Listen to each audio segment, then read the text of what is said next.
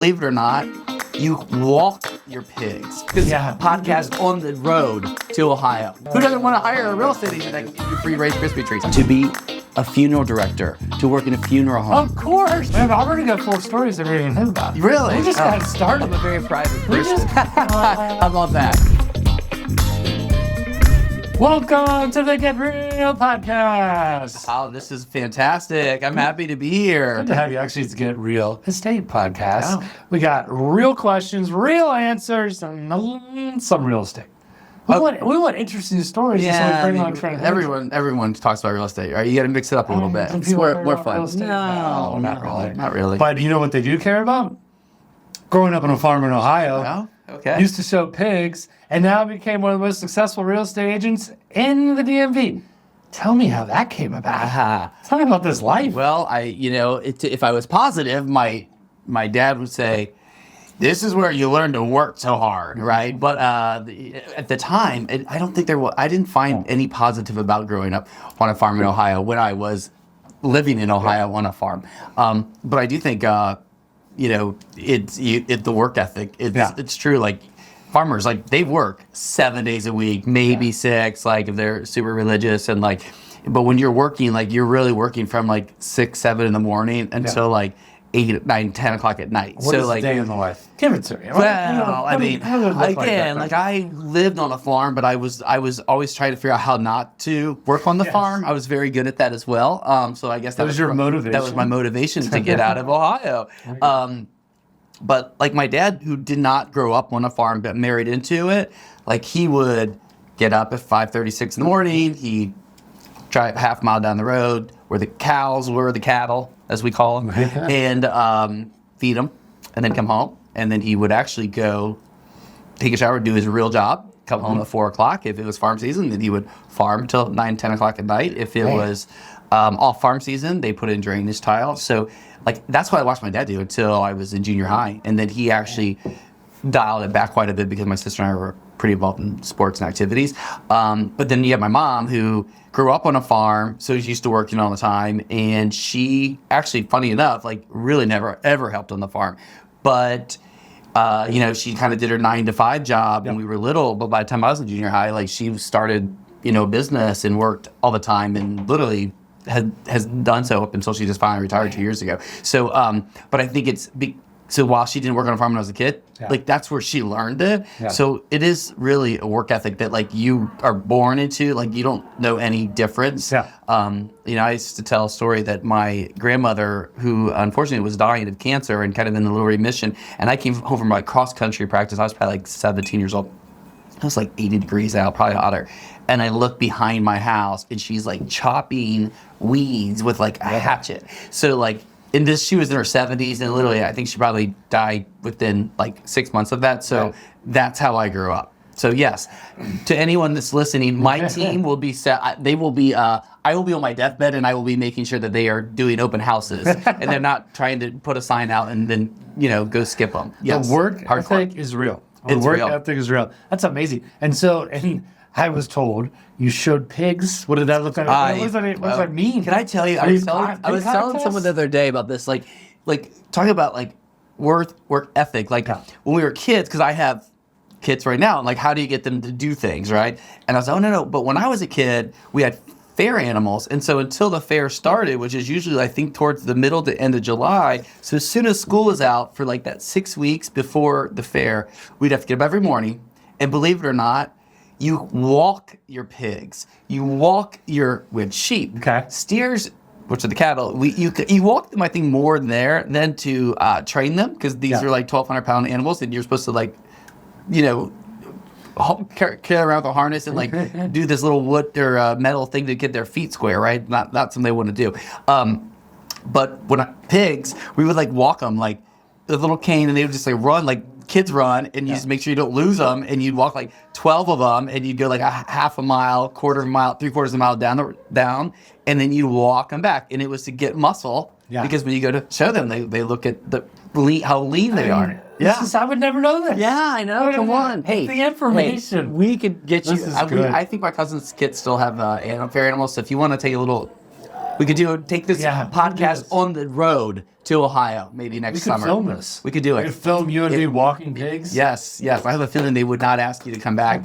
You wouldn't. If anyone could lose a pig, it would be Latney. I would not. Yes. No, probably absolutely not. No. So you grew up on a farm, and then you were motivated to get out of the farm life.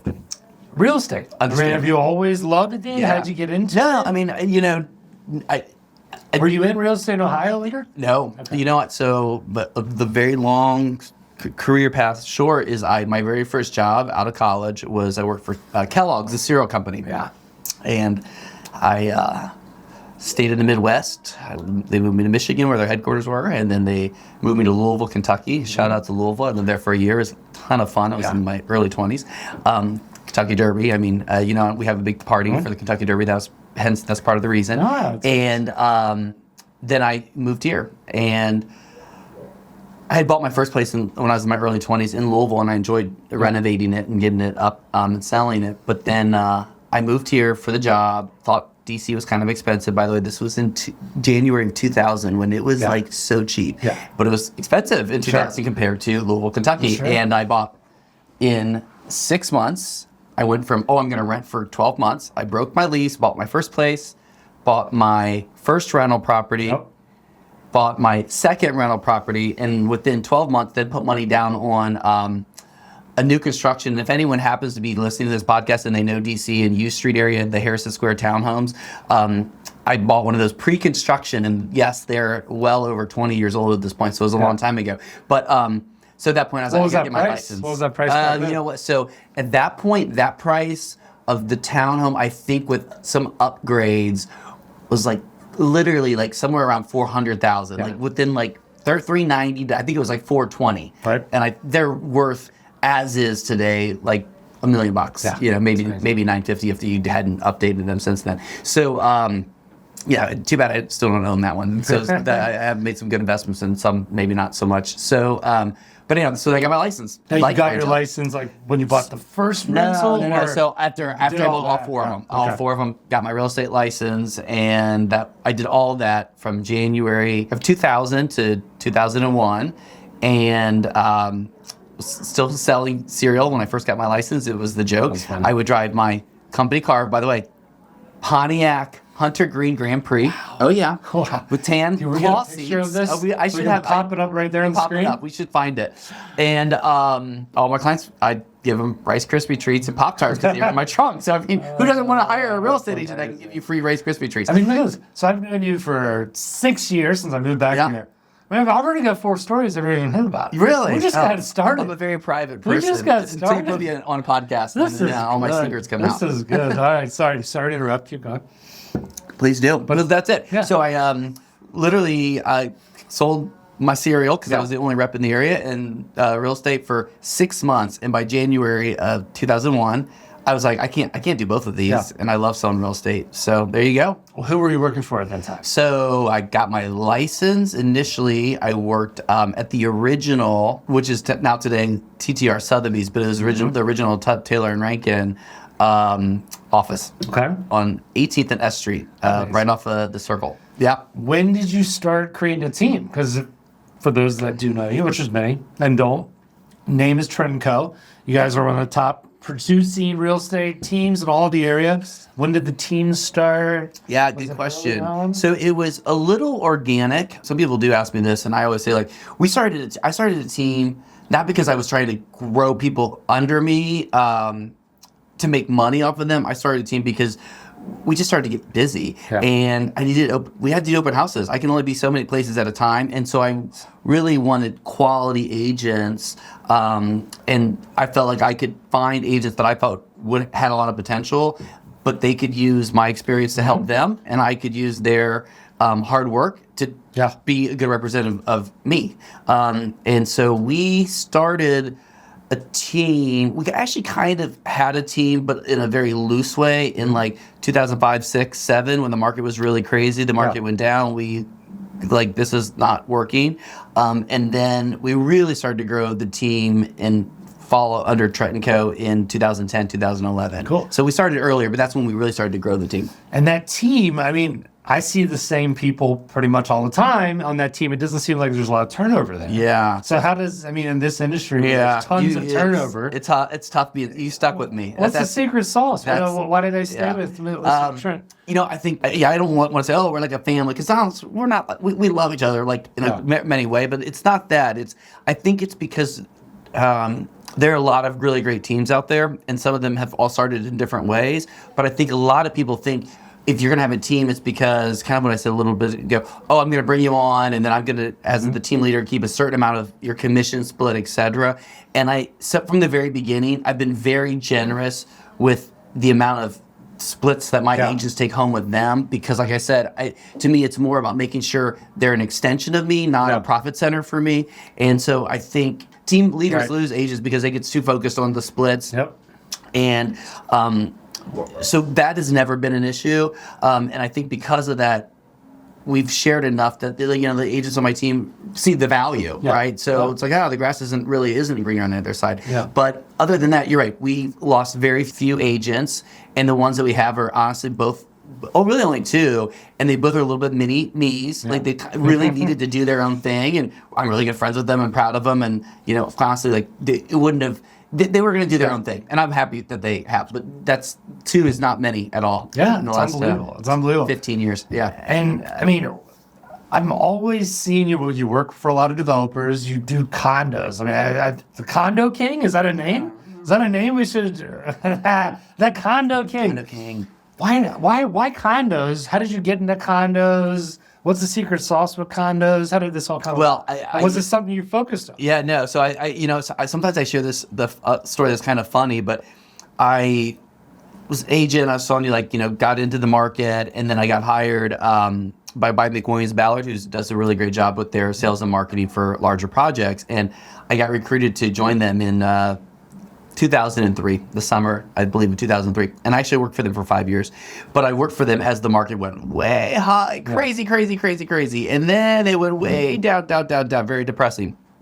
And so when I decided, I have to do something different. And I actually liked doing the resales. And a lot of agents, especially back then, maybe not quite as much now, it was either help clients buy and sell, and what I call a resale agent, or you work for new construction projects. No one overlapped. And I had always overlapped a little bit at McWilliams-Ballard, but I'd always really enjoyed helping my friends buy and sell, and not just, I felt it's kind of like I was selling cars because I'm selling only big buildings. So when the market was down, it was tough selling new construction. So at the end of 2008, I left, and I swore I would never work with a developer again. This is not my thing. I'm not working with a developer.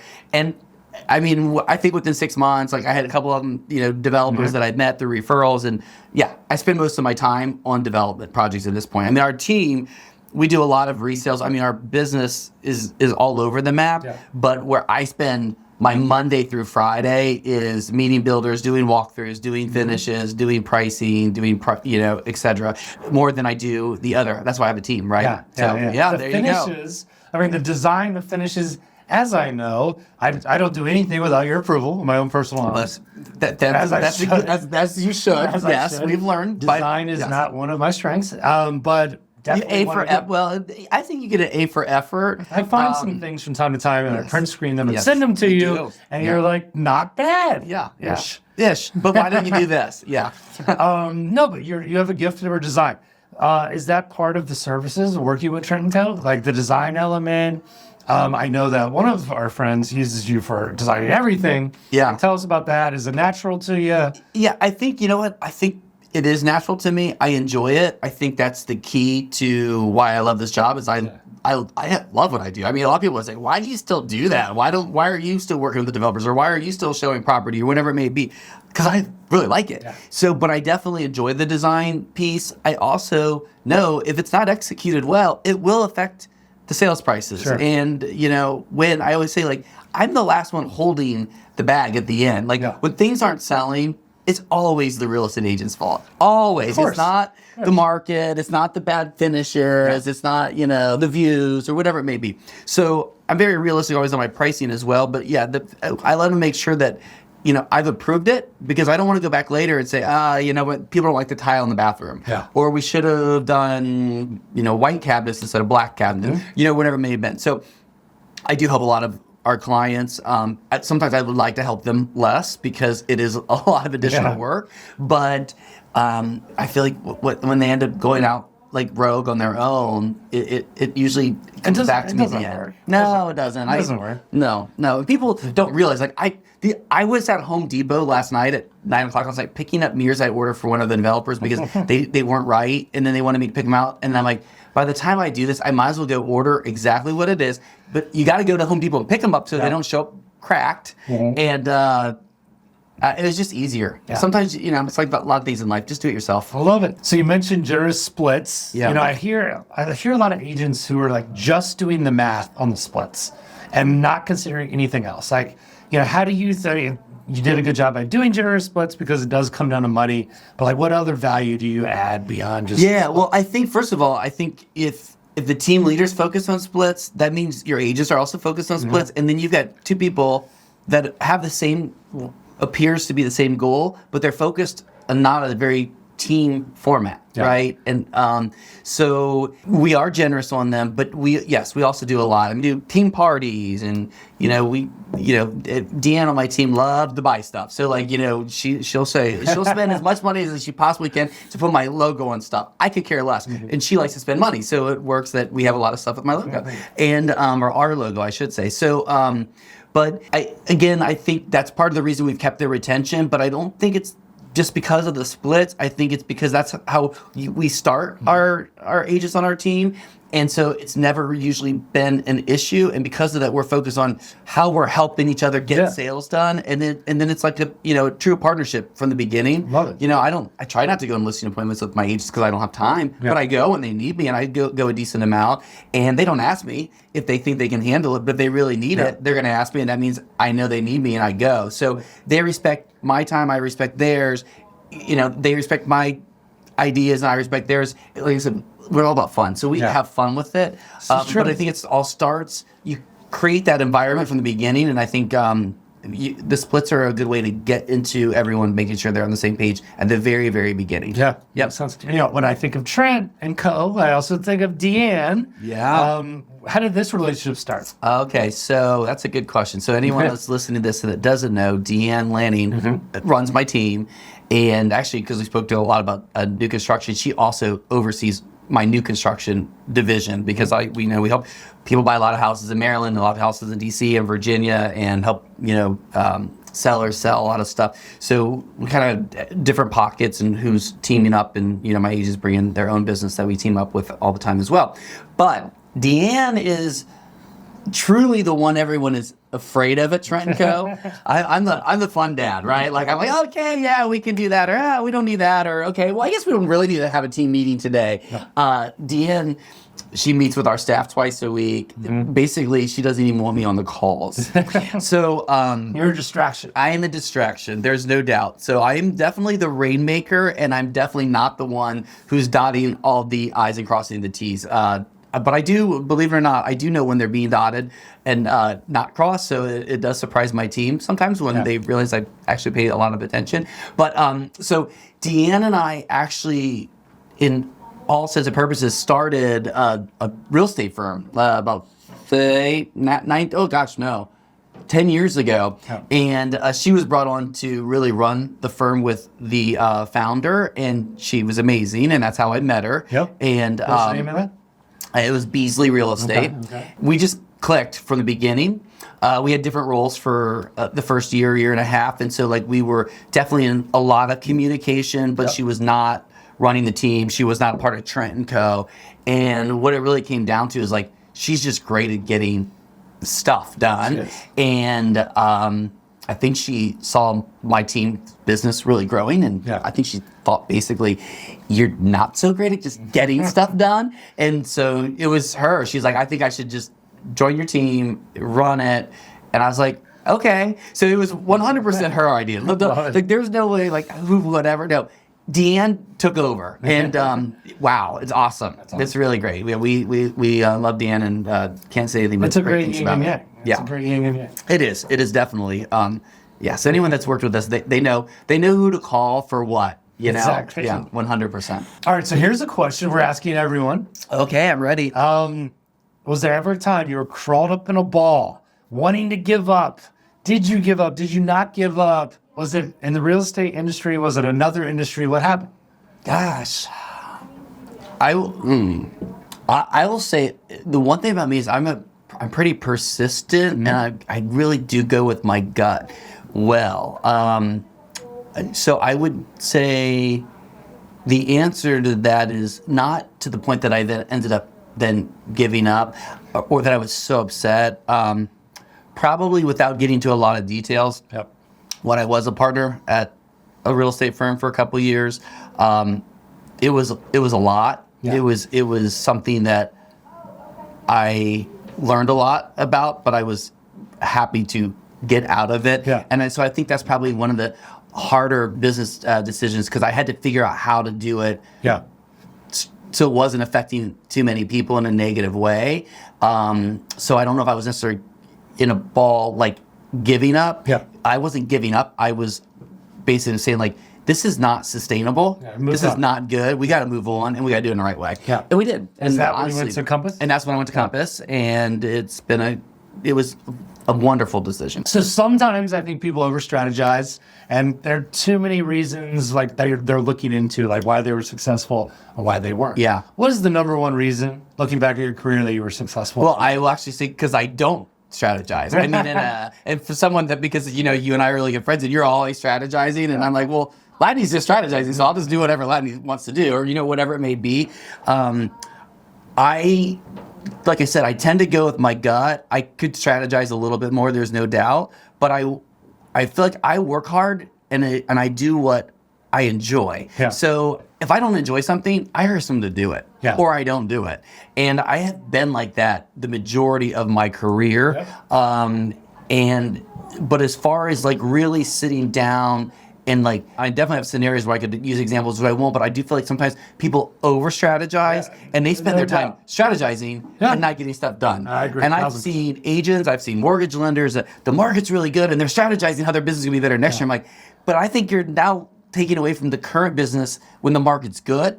To me, you're leaving money on the table. Like, if you're gonna strategize when the market's down. So I don't think it's that we don't come up with plans and execute them, but we don't spend a lot of time overthinking things. Yes, no, I know, it makes a lot of sense. And I mean, you got to do things, and you can't just talk about it, right? You got to do it. That's a whole side note, but I have to throw that out there. My husband's a psychiatrist, Yeah. and he is one that likes to talk about everything, and I like to talk about nothing. I like to do things, and so like I'm like, yeah, well, did you do this, right? Like, he wants to talk about why he didn't do it, and I'm just like, well, you didn't do it, so move on. Yeah, so no, I'm definitely a doer more than an overthinker, right or wrong. It's my favorite aspect of people. Just do it. Just do it. And then we'll figure it out afterwards. Speaking of your husband. Yeah. Growing up in Ohio. Yeah. Was it easy back in the day when we're older people? So back in the day, it wasn't as nice of an environment. Growing up as a gay kid in Ohio. Yeah. Tell me about that. Well, what was that mean, like? You know, On a farm, of course. yeah, on a farm. So what I will tell you about that is I moved. I will go back and tell you that I actually got my job in DC from Kellogg's, a cereal company, because they were moving me around a lot. I was doing well, and I turned down a promotion because I heard the DC territory was coming open, and I wanted to move here for a woman. So Oh, there you go. there you go. So I don't know if you knew that. So I don't know if I did. So What age was this? Is it early 20s? So I was in my early 20s. Yeah. Okay. Yeah. So I think I moved here and I was like 23, 24-ish. Yep. But that was towards the end. And then like when I found DC, I found a lot of things. How about that? I'm coming out. So it was not, so I guess I think we're also like, I'm a lot old. I think I'm older than people think I am. So I was born in 1975, so I'm 48. So, and I grew up on a farm, and then I went to college in, the Midwest, et cetera. So I don't think it was something that it really, not that I was Bolivia, but like wasn't really on my radar at the time. Yeah. But when you come to DC, it's like, okay, well, you can't get away from it. It's great when guests are here and look 5 years younger than me, but I'm 5 years younger than them. Well, appreciate it. Hey, buddy. Appreciate Anytime. it. So talking about family, you've got a couple daughters in high school. I do, as of this week. I have a 4-year-old. Just tell me what do I need to do? What does my life look like in the next 10 years? You know, well, first of all, I love how I wanted to be a girl dad. Like my husband really wanted a boy, I wanted to be a girl. So like and my two daughters they're twins. They're 14 and a half. They're so different. But it's fun. I mean, but don't get me wrong. I'm not like a Kool-Aid drinker. So be like, I can't believe they're in high school. I'm like, good. Like I have 4 years left. My kitchen's gonna be clean all the time again. I don't have to like pick up the towels. I don't have to yell. I think they're gonna do what they want to do. So I think try to monitor it. But like kids are just really. I mean, anyone listening to this, well, maybe not. Hopefully, people that are listening are not all from the DMV, but around here, like. It's like this is not Ohio, like, and they don't live in the middle of nowhere. Like, I went yesterday. I went to check on them because they were getting ready for their first day of high school, and I went to the room. I said, "Do you guys need anything? Do you need water? Do you guys want breakfast? Whatever." By the way, we don't know how to do a lot of breakfast, but I was trying to help them eat healthy, whatever. No, I'm fine. I'm fine. As I'm shutting the door, my one daughter says to my other daughter, "I want vanilla," and I'm like, "Open the door, vanilla. What do you guys do? What are you doing?" Well.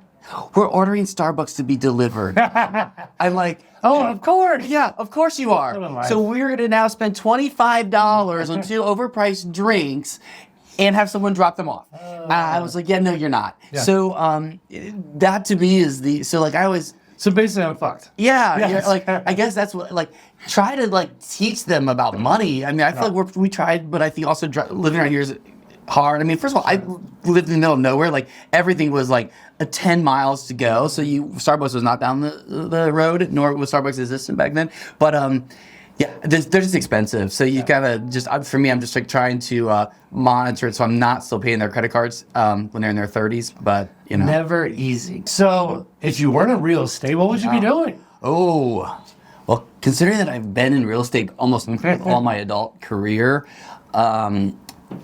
To be honest with you, there's nothing else I would do. It would all be real estate related, but I got to answer the question. So I'm going to take it back to the old school and say, which you probably also don't know about me, and you do know me quite well.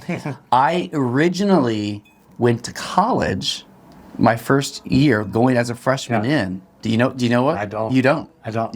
I would let you guess like Rumpelstiltskin or something, but you never guess it. To be a funeral director, to work in a funeral home. Of course I did. Of course I did. Get real estate podcast. I mean, that's just too good. From caskets to houses, how does right? This come so about? It's kind of like different sides. How do you get interested in this? So internship. So because I lived in a small town, but let me be very clear. I really did grow up on a farm. Yes. But the nearest town, is like 15 miles away or whatever it was, and so like. But in that small town that we identified as like our local town, and being someone that grew up in a farm that did not like farming, but liked nice things from a very young age, the only two people that I knew that drove a Mercedes and a BMW were the two people that owned the two different funeral homes. And I'm like, that's where I'm going to work. And so I worked at a funeral home in high school. Amazing. Yeah. And I didn't do it until I was a senior, and I actually just really enjoyed it. So I thought I would become a funeral director. Is there a major for this in college? So what do you go into? Again, it could be different now. This was like 25 years ago, but at the time, I went to Xavier University in Cincinnati, and at the time, the Ohio Mortuary of Silence actually they had rented space on Xavier's campus. Yeah. So it was really like a 2-year, but like you could go do you go to college, to state school, whatever, Xavier private school, but for 2 years, and then you go over and you finish your last 2 years there, something like that. I mean, I definitely decided within my first semester of college that I need to stay for 4 years. Yeah. And by the end of my freshman year, if not even before that, I was like, yeah, I'm not doing this. But actually, it wasn't that I really didn't like the profession. It was that I don't know if there are people in that industry now that would, I'm sure there are opportunities like there are in all careers, but I didn't want to be stuck knowing that to be successful, you have to really be in one town or one location growing your business. However, how funny that I'm in real estate where it's not really a career that you can just pick up and go either, right? So I'm very tied to, No, that's a really DC. good point, though, because there are certain industries in today's remote life you can kind of go anywhere, but that's something people need to consider. Yeah. When you get stuck, you get stuck. I mean, I was in San Diego, and I sold the business. I was like, if I don't leave now, I'm never leaving. Because I didn't have any skills. I was running obstacle races and sports leagues.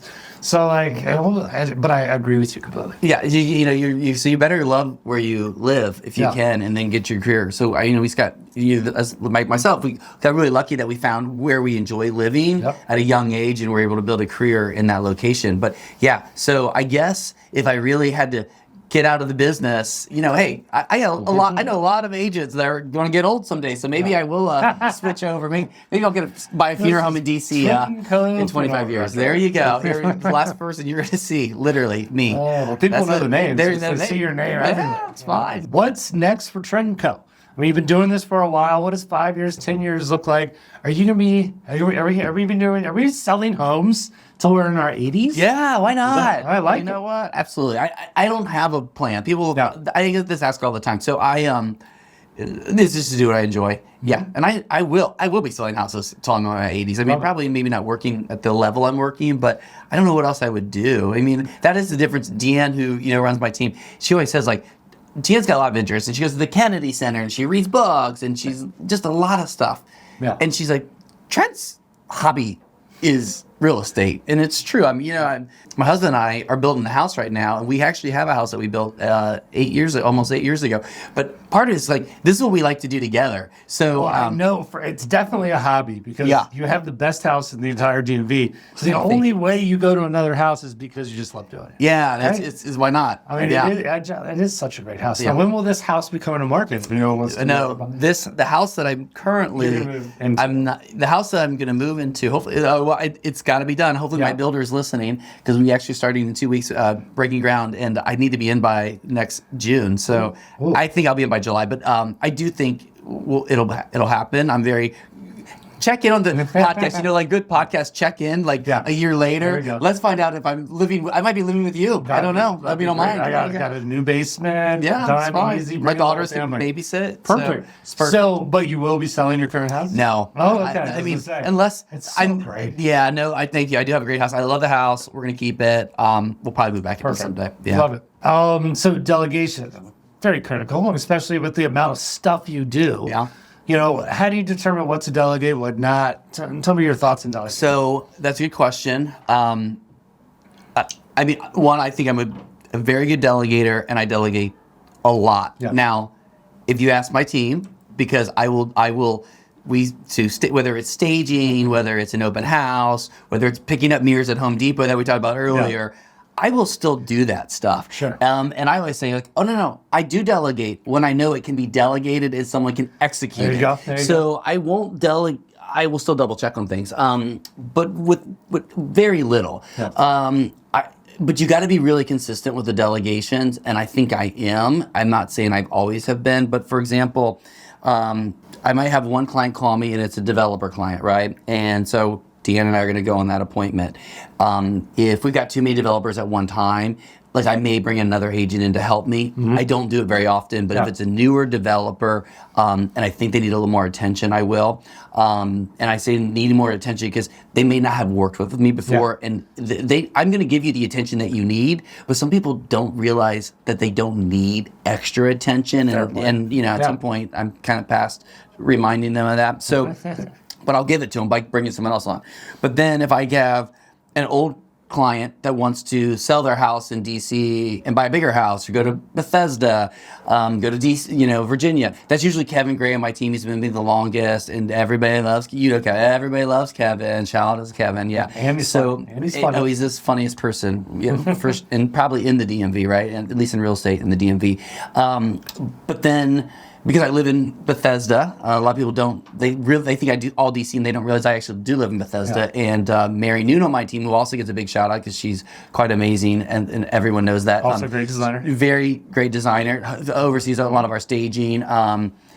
So she handles more of my Bethesda, Maryland business. And then, I've got many people. I've got Tommy Hart, I've got Andrew Nelson, I don't want Jay Nix, I don't want to forget people. Definitely, I'm sure Ricky Wohler will be listening, so I definitely got to say Ricky's name as well. But but I think you got to be consistent. So and I don't show properties very often anymore. If they're really good clients, I will, but I got to bring someone else in because I don't have time. Yeah, and you're going to slip. But wanting to hold on to your own business is not something that's going to be successful in the long term. If you're going to have a really quality team, you've got to be able to share. That means sharing the commissions, and that means sharing in the time. But you can spread yourself a little bit wider without being too thin. Some people from around DMV listening to this, others maybe across the country. For Pete, what are 2 things that you love about the DMV? That's a good question. So if I'm only going to say 2, I think the one is the size, because it is a true city, but it's so manageable. Yeah. And I don't know if it's because I came from a small town in Ohio or, whatever it may be, but I definitely think it's the vibe of a nice, diverse city, but not too spread out like LA, man. Yes. In LA, you're driving forever to go somewhere. Yeah, I mean, basically, I think everything is 15 minutes away in DC. But if everyone knows me, that's why I'm always 10 minutes late. Correct. Because it's really not. I'm often going from one side of the city to the other, and I just think everything's 15 minutes away. Yeah. But the reality is, everything really is within 25 minutes away, if not less, going from point A to point B the majority of the time. And so I really enjoy that. And just the diversity. I mean, it's you can find people from Ohio like I am, and you find people from other countries, and you find people from LA, and there's just a lot of diversity. I think it's kind of a good common ground. It is a great common ground, and it's like you don't deal with some of the negatives, maybe of the Northeast, the long driving you get in LA. It's kind of even the weather. It doesn't really get that cold. Yeah. I mean, it is humid, but it doesn't. We rarely have a lot of heat. For many days, and we definitely don't have it really cold several days in a row. Like you get a cold day or two, and then it gets brightens up for a day. At least you have air conditioning. When I lived in San Diego, no one had AC. So then it got hotter and hotter. It was like, it used to be only 2 weeks out of the summer that were 90 plus, and now it was 5 weeks. It's like, man, we need some AC. We have a big component of AC. Hey, thanks for coming on the show. Thanks for having me. One of my best friends. Fun. Great to have you. Great to hear. So, I always look for interesting people, and you're the epitome of it. Well, remember, I can take you all the way down to the very end with my funeral experience back. Just reach out to me. That's just too good. Yeah, anything for you, Lash. Trent Co, funeral director. There we go. Next step, next chapter. Thank you all.